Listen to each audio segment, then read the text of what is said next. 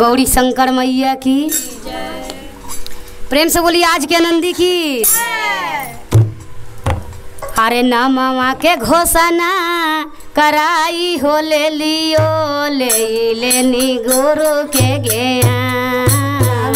मामा के घोषणा आई हो ले लियो ले लेनी गुरु के ज्ञान। तबो काहे हमारा ये शिव गुरु दुश्मन करे परसा। वो काहे हमारा जे शिव गुरु दुश्मन करो परसा। वो काहे हमारा जे शिव गुरु दुश्मन करो परसा। नामवा के घोषणा कराई हो लेनी ले गुरु के ज्ञान। नामवा के घोषणा कराई हो लेनी गुरु के ज्ञान। वो काहे हमारा जे सेवा गुरु कामना करो परसा। वो काहे हमारा जे सेवा गुरु कामना करो परसा। तबो काहे हमारा जे सेवा गुरु कामना करो परसा। न तबो काहे हमारा जे सेवा गुरु कामना करो परसा। न परलो या फतिया जे सेवा गुरु आइलो हमारा भीतर।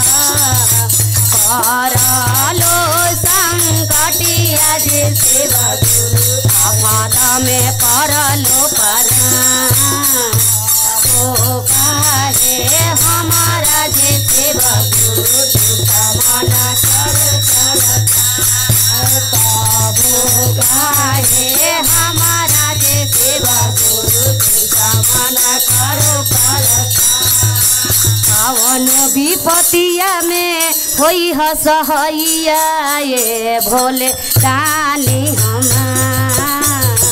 कौन विपतिया में होई ना सहैया ये भोले बाबा हमार।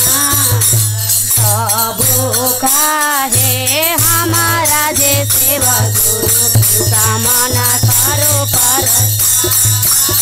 तबो काहे हमारा जे सेवा गुरु कामना करो परसा। अहिला में दया हम मांगे दूसरा में चारा तोहार।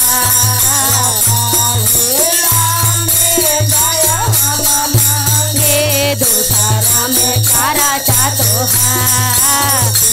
तारा में नाम सेवाए से घड़ियो पराना।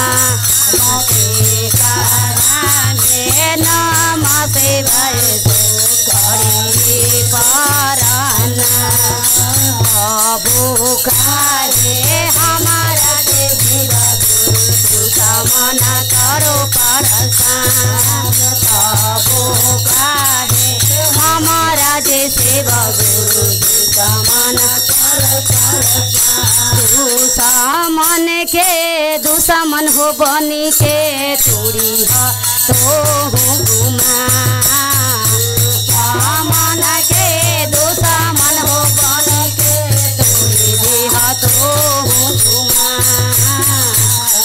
हमारो विपतिया में शिव गुरु दया देह बरसा। हमारो विपतिया में शिव गुरु दया देह बरसा। नामवा के घोषणा कराई हो लेनी तोहरो गे। नामवा के घोषणा करवनी तबो काहे हमारा जे सेवा गुरु कामना करो परसा। तबो काहे हमारा जे सेवा तबो काहे हमारा जे सेवक मन करो परसान। प्रेम से बोलिए सच्चे दरबार की जय।